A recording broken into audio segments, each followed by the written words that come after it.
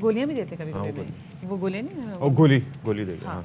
हाँ ठीक है, वो भी कराते हैं, ठीक है, सब चीज़ें होती हैं। हम तो और हम बेचारे क्या करें, हम वो आराम से जो उनकी मीठी गोली होती है वो ले लेते हैं, बाद में उसकी मीठी गोली की वजह हो जाती है बदहजमी, और फिर बस हमारे काम खराब होता है, उनको कुछ भी नहीं होता। और ये गोली जिसका हम तस्करा करने जा रहे हैं, ये तो मुझे सबमरीन लग रही है।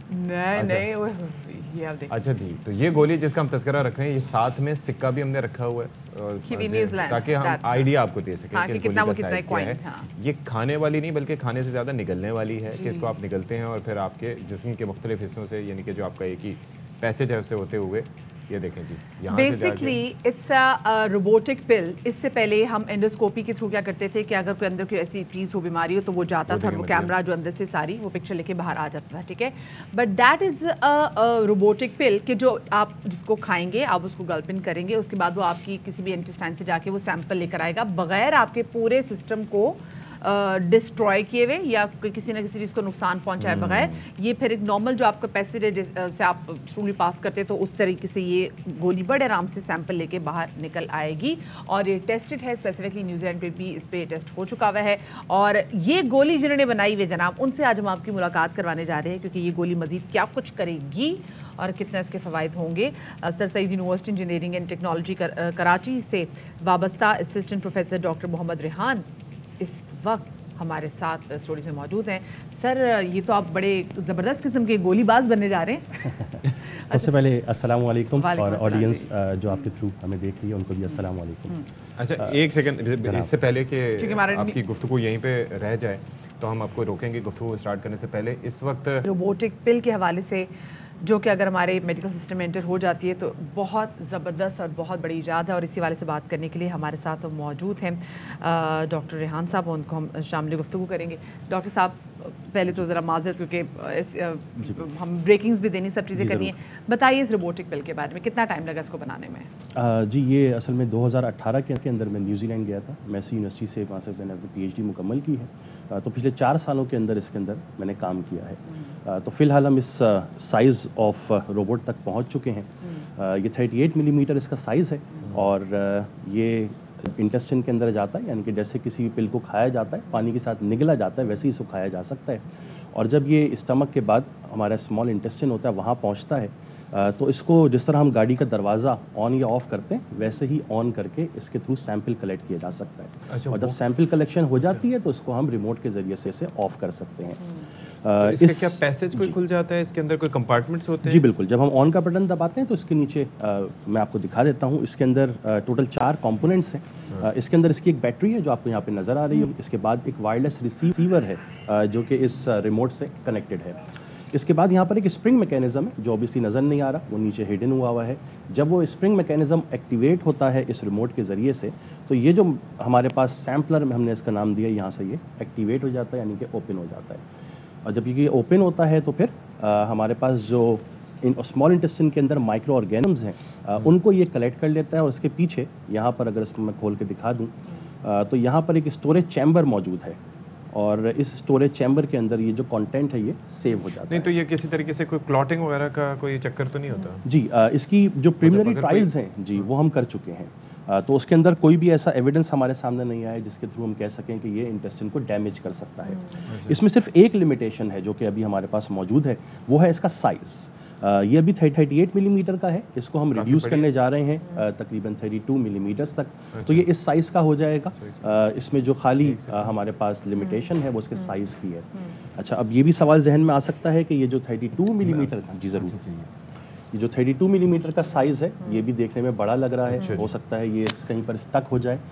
तो ऐसा नहीं है। हम जैसे ब्रेक में आपसे बात कर रहे थे ना कि हमारी तो किस्मत ऐसी, यही हमारे गले में हम चोक किसी गली की वैसे कर सकते हैं। जी, हमारी मार्केट के अंदर प्रोटोटाइप है या ये यूज़ हो सकती है? फिलहाल ये प्रोटोटाइप है। इसके हम पेटेंट सप्लाई कर रहे हैं, उसके बाद इसको हम कमर्शलाइज करेंगे, यानी कि इसकी कमर्शियल जो कॉपी है वो जनरेट की जाएगी। ओके, ठीक है। अच्छा, एक और चीज़ भी है कि अब जैसे इसमें मुझे ये वायर्स वगैरह जी हाँ नज़र आ रही हैं, तो ये उसके अंदर जो नॉर्मल होगा उसके अंदर भी ऐसे ही प्रोटोटाइप मैं आपके सामने लेके आया हूँ इसीलिए कि मैं इसको खोल के दिखा सकूँ। अच्छा। ये इस पर्पज़ से है। जब ये असेंबल हो जाती है तो इसके अंदर हमारे पास सीलिंग मैकेनिज्म जिसको हम कहते हैं, उसके थ्रू सारे सेक्शंस को सील कर दिया जाता है, क्योंकि वरना हमारे जो जो मैदा है या उसके अंदर जो एसिड्स वगैरह हैं वो तो नुकसान पहुंचा सकते हैं अदरवाइज। जी बिल्कुल, इस सब फेज़ की हम टेस्टिंग कर चुके हैं। आमतौर पे जो न्यूट्रिशनल स्टडीज़ होती हैं या फिर ड्रग एब्जॉर्प्शन की स्टडीज़ होती हैं, जिसके थ्रू ये चेक किया जाता है कि कोई भी ड्रग जब नहीं बनाई जाती है तो हमारे ये गट के अंदर कैसे एब्जॉर्ब हो रही है और उसके क्या नुकसानात हैं जो कि बॉडी पे आ सकते हैं।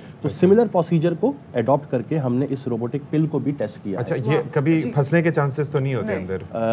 जी मैं उसी के ऊपर आ रहा था कि जो ये जब इसका साइज रिड्यूस हो जाएगा और ये 32 मिलीमीटर पे आ जाएगी तो इस साइज का हमारे मार्केट के अंदर कैप्सूल एंडोस्कोप मौजूद है जी। इस कैप्सूल में, जिसको हम रोबोटिक पिल कह रहे हैं, और कैप्सूल एंडोस्कोप में बहुत बड़ा फ़र्क है। वो फ़र्क क्या है? कैप्सूल एंडोस्कोप के आगे कैमरा लगा होता है और ये गट में जाता है और उसकी इमेजेस लेता है। ऐसे ही इमेजेस के थ्रू अल्सर या इन्फ्लेमेशन या ब्लीडिंग को डायग्नोस किया जाता है। लेकिन उसमें कोई ओपनिंग या क्लोजिंग मैकेनिज्म नहीं होता और माइक्रो ऑर्गेनिज्म की कलेक्शन मुमकिन नहीं है। हाँ। इस रोबोटिक पिल को हम उसी साइज का बनाने जा रहे हैं। ठीक है। और ये जो कैप्सूल एंडोस्कोप है, ये millions of such capsule has already been tested. अच्छा, मुझे ये बताइए कि फिर कितना अरसा दरकार होगा? अभी तो ये 38 है, अभी आप उसको जब 32 पे लेके जाएंगे तो उसमें उसको आपको मजीद कितना वक्त दरकार होगा? और साथ में बताएं कि कितना अरसा फिर आपको लगेगा। और आपने देखा है कि कोई ऐसी फार्मास्यूटिकल कंपनीज या फिर मेडिकल अप्लायंस में कहीं इंटरेस्ट शो किया हो कि हाँ हम इसको ऐड करते हैं अपने सिस्टम में और इसको इस्तेमाल कर सकते हैं मरीजों को? जी बहुत अच्छा सवाल है। इसमें हमारे पास जो अगेन जो लिमिटेशन आती हैं वो हमारी तरफ से नहीं है, यानी कि टेक्नोलॉजिकल डेवलपमेंट साइड पे नहीं है, बल्कि जो रेगुलेटरी बॉडी है उनकी तरफ से है। अच्छा, एक चीज़ मुझे ये बताएं कि ये जो है इसकी कॉस्ट क्या होगी?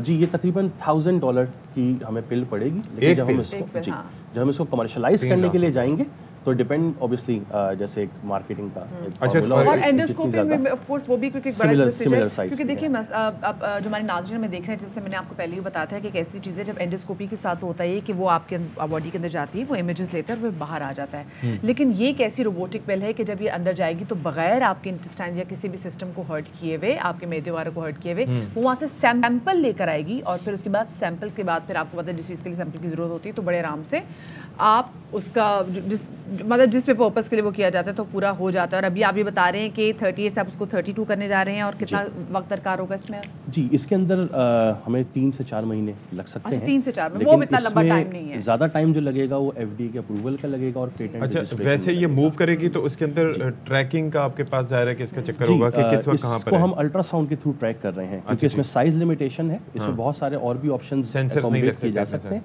सेंसर लगाए जा सकते हैं, लेकिन वो अगेन स्पेस टेकअप यानी कि जब से फर्ज करें गोली खाई तो उसके बाद घूमेंगे नहीं, आप अंडर द ऑब्जर्वेशन रहेंगे। उसके बाद जैसे जैसे मूव करेगी आप लोग देखेंगे, उसके बाद कंपार्टमेंट खुलेगा, जो भी उसके अंदर जाना होगा जाएगा और फिर नहीं इसमें आपको 24/7 हॉस्पिटल की प्रीमिसेस में रहने की ज़रूरत नहीं है। आमतौर पे होता ये है कि कैप्सूल एंडोस्कोपी में भी यही प्रोसीजर अडॉप्ट किया जाता है। पेटेंसी कैप्सूल हम कहते हैं, आप उसको डमी कैप्सूल कह लीजिए। पहले वो खिलाया जाता है, उसके थ्रू ट्रांजिट प्रोफाइल बनती है कि कौन सी जो कैप्सूल है आपकी बॉडी से एग्जिट कितनी देर में हो रहा है। उसके थ्रू हम एस्टिमेट कर सकते हैं कि 8 घंटे बाद या 12 घंटे के बाद ये आपके स्मॉल इंटेस्टाइन में होगा, तो तब आप ये प्रोसीजर अडॉप्ट कर सकते हैं। तो उसी टाइम पे हमें अल्ट्रासाउंड यूज करते हैं। But congratulations for this invention, बहुत शुक्रिया डॉक्टर मोहम्मद रेहान हमारे साथ। लेकिन गोली फिर भी एहतियात से खाइएगा, पता चले 3 लाख रुपए ये हम खुद नहीं जाके खा लेंगे, डॉक्टर ही खिलाएंगे।